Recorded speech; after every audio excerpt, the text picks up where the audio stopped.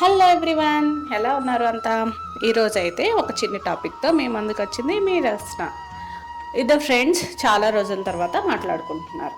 ఒక ఆయన వచ్చి ఇంకో ఆయన అంటాడు, అరే వాడు తప్పుగా అనుకుంటున్నాడురా నీ గురించి, నువ్వు కొద్దిగా పద్ధతి మార్చుకోరా, నువ్వు వాడికి నచ్చట్లేదురా అని చెప్తాడంట. ఇంకో వాడు అంటాడు, వాడెవడు నా గురించి నీ దగ్గరకు వచ్చి చెడ్డగా మాట్లాడితే నువ్వు బాధపడి నన్ను పద్ధతి మార్చుకోమంటున్నావు.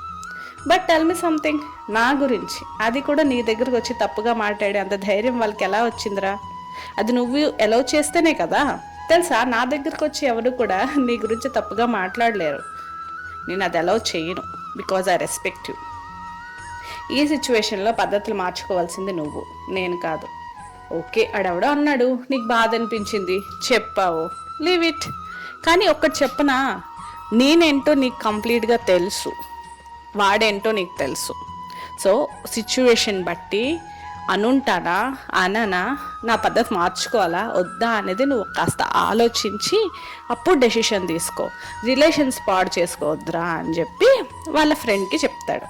అంతే కదండి, నమ్మకం అనేది ఎప్పుడూ నిలబడాలి, నమ్మకం మీద ఉండాలి. ఓకేనా? Bye, take care.